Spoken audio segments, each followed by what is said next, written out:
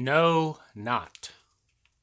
In a certain village, not far, not near, not high, and not low, there lived an old man and his 3 sons, Grishka and Mishka, and the third, Vanyushka. Vanyushka was neither clever nor wise, but sharp as a needle. Work he did not, but all the time he lay on the stove. He wore his sides off lying there, and he said to his brothers, "You old fools, open the door, I want to go forth, I know not where." And he began to importune his father and mother, "Give me my share, I renounce my claim on what is left to my brothers." The old man yielded to this entreaty and gave him 300 roubles. Vanyushka took the money, bowed to his parents, hurried out of the village, arrived in the capital, and began to roam about the city, frequenting inns, regaling himself, and gathering all the drunkards about him. The drunkards asked him, "What is your name?" He said, "Truly, brothers, I know not. When the priest baptized me and gave me my name, I was young and stupid. For that reason he was nicknamed Know Not." Know Not spent all his money in revels with the drunkards and began to wonder, poor wretch that he was, how he would live and avoid utter misery. He went to some cattle dealers and offered to hire himself to them. "What do you want for wages?" they asked. Know Not thought to himself that bread stays put, but money rolls away, and answered, "I don't want wages in money. Only let me eat my fill and drink till I'm drunk. I won't ask you for anything, nor will you ask me for anything." The cattle dealers agreed to this readily, for a worker who wanted no money was much to their liking. Straightway they signed the bond, making it formal and legal. Know Not was delighted with his free bread and wine. He began to live a gay life. Every day he got drunk, lay in a stupor. As soon as he woke, he fell upon the wine again and passed hours with the bottle, never working. When ordered to work, he would say, "Begone! Why do you bother me? Did we not agree that you should let me eat my fill and drink till I was drunk, and that I would not ask anything of you, nor you of me?" When his term was up, the cattle dealers were glad to be rid of him. "We have lost our bread and wine," they said, "and will be lucky if he does not sue us in court." From the cattle dealers, Know Not went to the Tsar's gardeners and hired himself out as a watchman. The gardeners quickly made an agreement with him on the same basis as the cattle dealers, not to pay anything for his work, but to give him his fill of food and drink. Know Not was supposed to watch the gardens, but he caroused by night and by day and was never sober. One night all the gardeners happened to be out, and Know Not decided to replant the apple trees, the grapevines, and the shrubs. The Tsar had 3 daughters. The 2 elder ones were resting, but the youngest sat among the flowers and did not sleep all night. She saw Know Not ruin the gardens, displaying his strength, tearing out old trees by their roots and flinging them over the fence. Next morning, the gardeners came to work and began to shout and swear. "What kind of fool are you? You cannot watch anything. Who did it?" "I know not." They seized him like a thief and brought him before the Tsar. Nonot found himself in the Tsar's palace, crossed himself as is prescribed, saluted as he had been taught, came close, bowed low, stood erect, and spoke out boldly. Your Majesty, your gardens were not laid out in good order. It is no calamity that the trees were uprooted and flung over the fence. Give me permission to repair everything. I will do whatever is necessary. The Tsar gave him permission, and the next night Nonot set about putting the gardens in order. A tree that 20 men could not lift he would pick up with one hand. By morning all the gardens were ready, laid out in order. The Tsar called Nonot before him, poured him a cup of wine, and Nonot took the cup in his right hand, and drank it down in one gulp. After that he took out 3 apples and presented them to the princesses. To the eldest daughter he gave an overripe apple. To the second, a ripe one, and to the youngest, a green one. The Tsar saw this and realized that his princesses were of age, that the eldest daughter should long since have been married, that the second one's time had come, and that even the youngest had not long to wait. On that very day he gathered together his dukes and boyars and wise counselors. They began to ponder how to marry off the 3 princesses. At last they thought of a plan. They printed official edicts and sent them with messengers to all the sovereign nations, announcing that their Tsar desired to give his daughters in marriage, and that suitors from every country should come to his court. And so emperors' sons and kings' sons and mighty champions gathered together in the Tsar's court, and the Tsar gave them a great feast. All the suitors ate their fill and drank their fill, and sat there drunken and gay. The Tsar ordered his daughters to dress in many-colored garments, come out of their private apartments, and choose their future husbands, each according to her heart's desire. The princesses, dressed in many-colored garments, came forth to look at the suitors, stood near them, and curtsied politely. These maidens were stately of form and agile of mind. Their eyes were as bright as the falcon's, their brows as black as the sable. They poured cups of green wine and passed along the rows to choose their bridegrooms. The eldest daughter gave her cup to an emperor's son. The middle one gave hers to a king's son. But the youngest one carried her cup up and down the rows, then put it on the table and said to her father, My father, my sovereign, there is no groom for me here.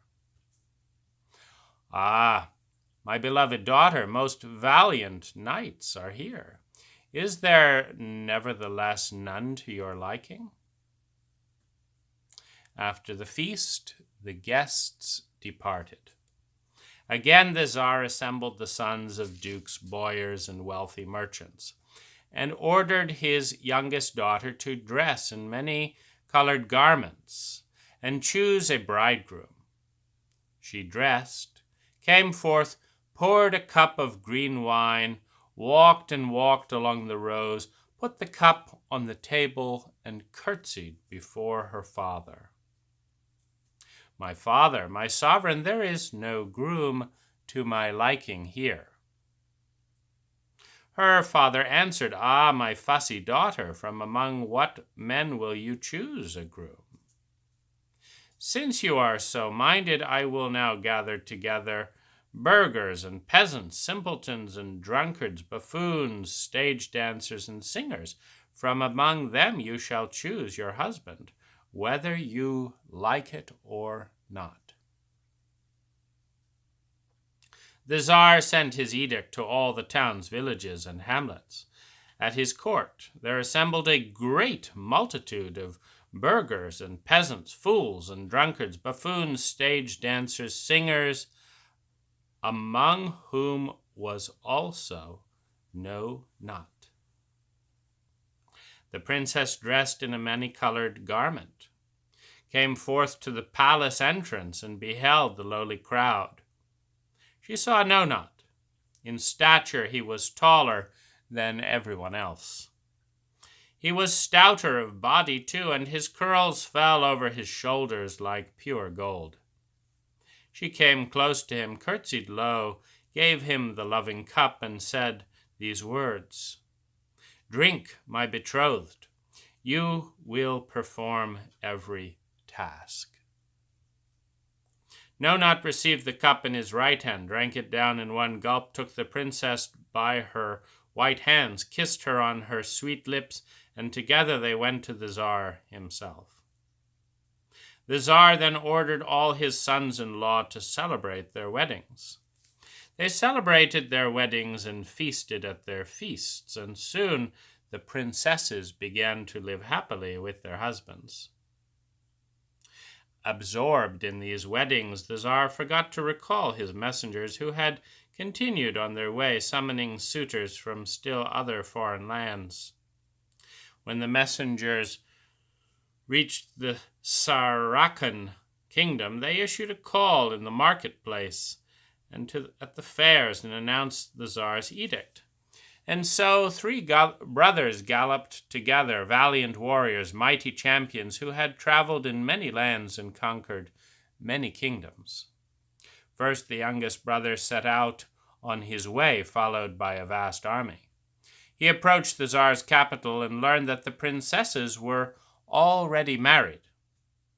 He grew wrathful and sent a threatening letter to the Tsar, saying, "I came from Saracen kingdom with peaceful intentions to woo your daughters.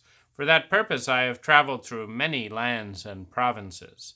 Now I find that you have given your daughters in marriage and failed to recall your messengers. Therefore pay me for the damages and expenses I have suffered. If you do not, I shall burn the whole city, slay all the people, and put you yourself, despite your great age, to a cruel death." Then the Tsar said, "My beloved sons-in-law, what shall we do?" The emperor's son and the king's son answered, "We do not fear this threat. We shall ourselves battle the champion." "Assemble a host of troops, father, and the mounted guard as well." Thereupon a considerable army assembled. The emperor's son commanded the infantry regiments, the king's son the mounted regiments. Both went out to the open field, beheld the valiant warrior, the mighty champion, took fright, and fled to their country estates beyond thick forests and swampy marshes, so that nobody could find a trace of them. Their regiments were left leaderless, helpless, and fearful of Judgment Day. No Not lay on the stove, and his heroic heart boiled with rage. He said to his wife, "My beloved wife, let us go to the country. Any time now the city may be burned, and people slain, and your own father taken captive. We are not responsible for this affair. We are guiltless of this disaster."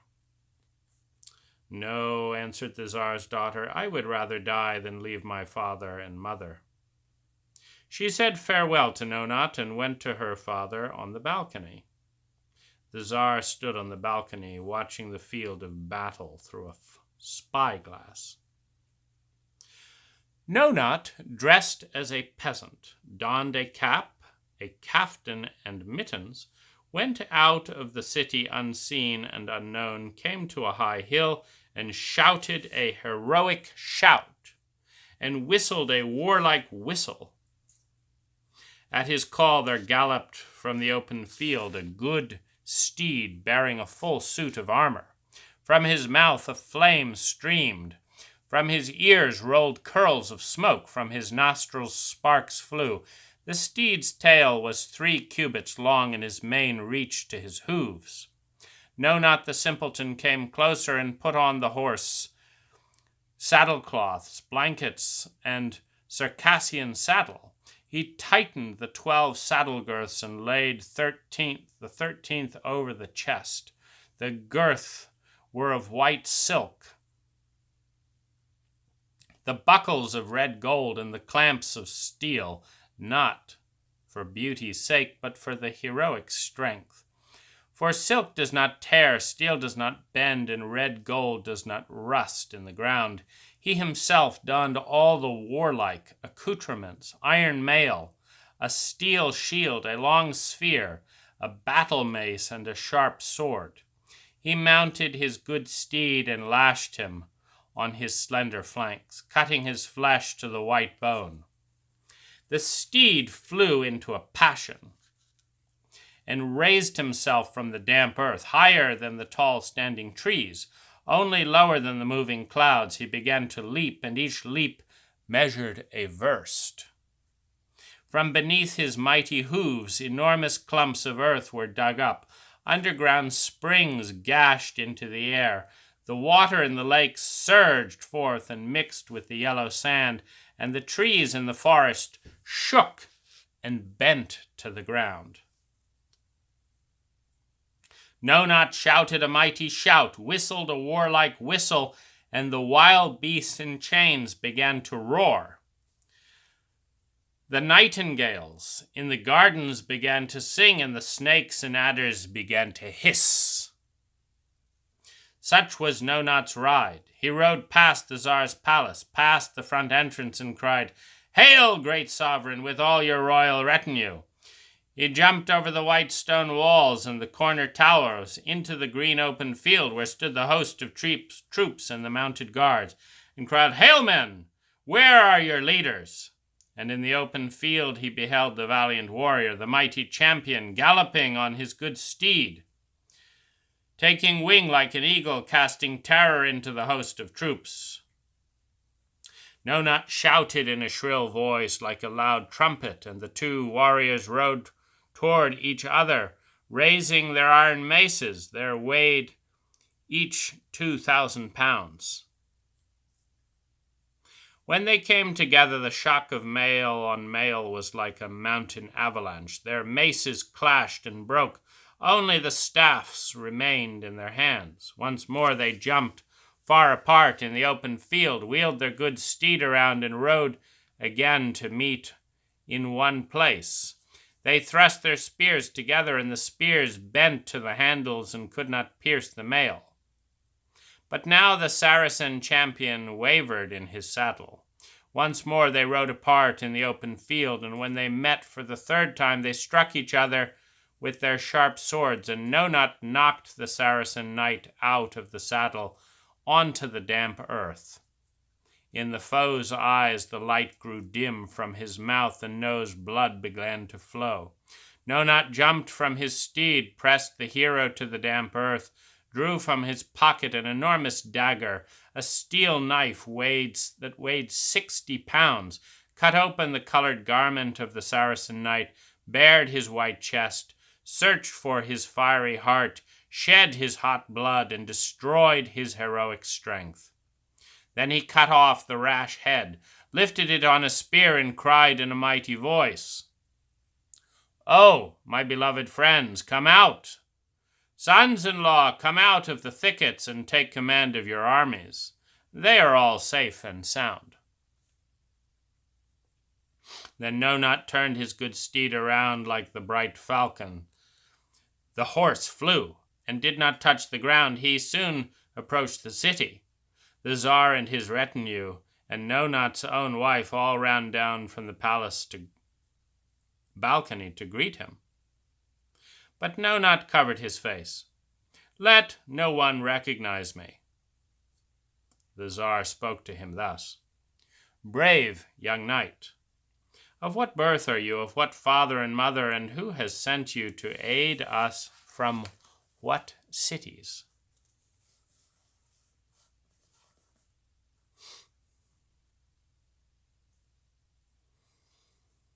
I know not what gifts to give you.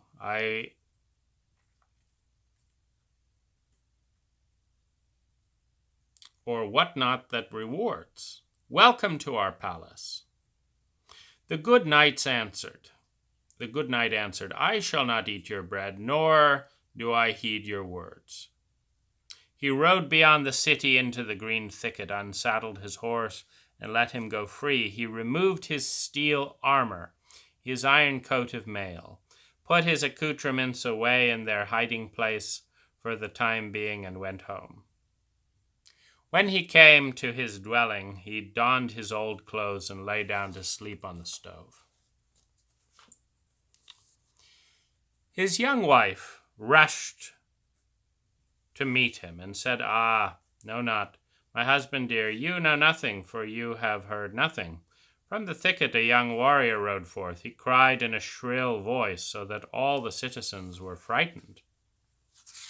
He jumped over these white stone walls and the corner towers into the open field where stood the host of troops and the mounted guard. And they had hardly time to make room for him. He blew into a loud trumpet. The Saracen knight heard it and turned his steed about. They rode towards each other and clashed together like storm clouds. Their maces met and broke. Only the staffs remained in their hands. They clashed for the second time. They thrust their spears together, and the spears bent to their handles. They clashed for the third time. They fought with swords, and the Saracen knight fell on the damp earth, and the young warrior jumped from the saddle onto his mighty chest, cut open his white body, searched for his fiery heart, and cut his rash head off his shoulders, lifted it on his long spear, and rode into the open field.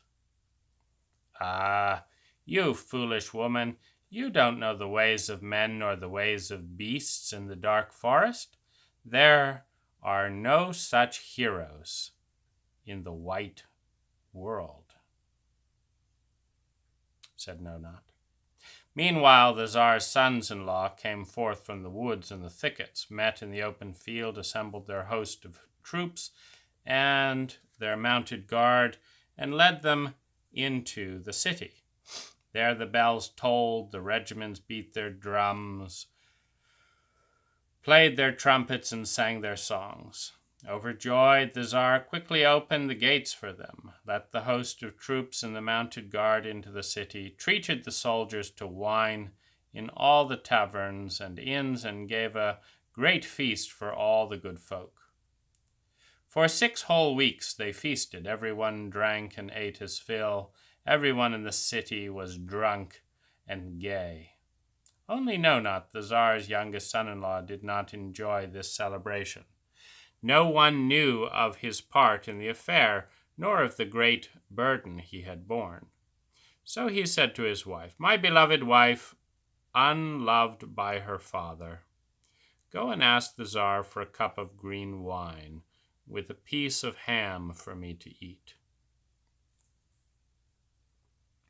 The princess went to her father's throne, came near to him, curtsied low, looked straight at him, and spoke out boldly. My father, my sovereign, I beg your favor. Give my husband and your son-in-law, No Not the simpleton, a cup of new wine to drink and a piece of ham to eat. The Tsar answered, water does not flow under a resting stone. Your husband and son-in-law, when we were in distress, fled to the country. He was a laughingstock to all. And now, when we are victorious, he has returned and lies on the stove. If only, my beloved daughter, you had married a knight who could have ridden into battle to defeat the enemy host, then we would have been pleased, and you would not have been offended. But since things as they are, you must be satisfied with the remnants when the feast is over. The Tsar's daughter replied, it is not given to all, as it is to your eldest sons-in-law to hide in the dark woods at the hour of battle and to rush back to the feast to drink and be gay when the battle is over? Is it fitting that my husband and I should lick the plates after them?" The feast was not yet over when a speedy messenger arrived in the Saracen kingdom. Straightway he came to the other two mighty champions and announced the disaster. "A young warrior rode forth," he said, "and slew your brother, whose body lies in the field. His hot blood was shed, and all his host of troops and his mounted guard were taken captive." The brother champions became angry, speedily mounted their steeds, donned their steel armor and their coats of iron mail, and took up their warlike arms, their steel swords, battle maces, sharp sabers, and long spears, and set out on their way. Ahead of them they sent a messenger to the Tsar, bearing the following letter: "Surrender the knight who shed our brother's blood. If you refuse, we shall cut down all your troops with the sword, set your capital city on fire, take your people captive, and give you over to a cruel death, despite your great age." The messenger arrived in the Tsar's palace and handed this letter to the Tsar, who took it, unsealed it,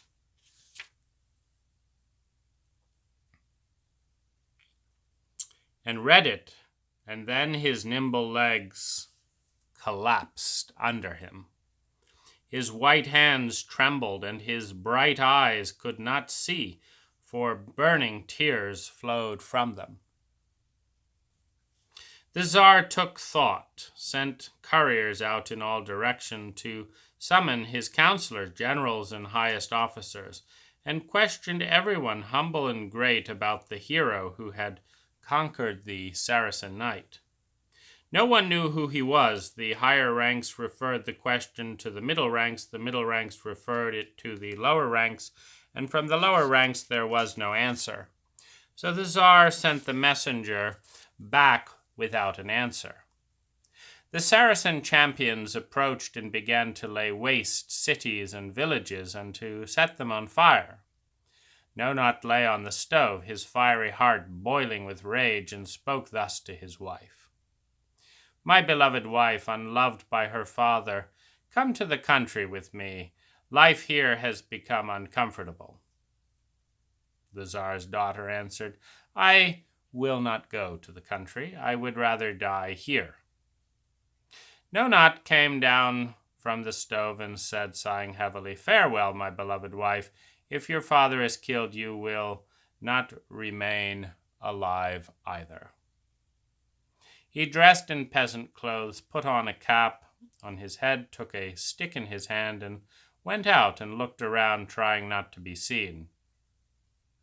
The Tsar noticed him from the balcony. "What is the matter with this simpleton?" he said. "He wants to run away, but he does not realize that if anything happens, every member of our family will be ferreted out." The elder sons-in-law stood behind him, thinking how they might show their valor. "Father, our sovereign, assemble a host of troops in the mounted guard. We shall help you in your need." The Tsar set about assembling an army and organized regiments. His sons-in-law summoned their own troops and marched to the field of battle. The Saracen champions rushed on those forward regiments, smote them terribly with swords, and trampled twice as many with their steeds. Blood flowed in the rivers, and moans of the wounded resounded. Nonot heard them, rushed to their help, came to a high hill, and shouted a hero's shout, and whistled a mighty whistle. At his call, the good steed came running from the open field. As he ran, he stumbled. "Ah, you carcass for wolves, you bag of weeds," cried Nonot. "Why do you stumble? Do you smell misfortune?" The good steed answered, "There will be blood on both the horse and the master." Nonat put on his horse a bridle, a saddle cloth, blankets, and a German saddle. He tightened the 12 saddle girths and put the 13th on the horse's chest. All the girths were of white Persian silk, the buckles of red Arabian gold, the clasps of steel from far-off lands, not for the sake of beauty, but for heroic strength, for silk does not tear, steel does not bend, and red gold does not rust. He accoutered his steed, then began to accouter himself. He donned the knight's garment and the steel armor, took the steel shield and the battle mace in his hand, hooked the long, strong spear to his legs, the sharp saber to his waist, and the steel sword behind him.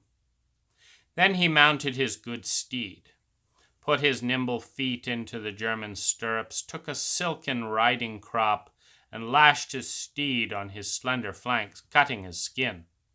The steed flew into a passion, rose from the damp earth higher than the standing trees, lower only than the moving clouds. He jumped from mountain to mountain, straddling rivers and lakes with his legs, sweeping deep marshes with his tail. From his mouth a flame streamed, from his nostrils sparks flew, from his ears curling smoke rolled out. Beneath his hooves enormous clumps of earth were dug up, and underground springs gushed forth. Nonat shouted a mighty shout, whistled a mighty whistle, and the water in the lake surged forth, mixing with the yellow sand. Old oaks shook, bending their tops to the ground.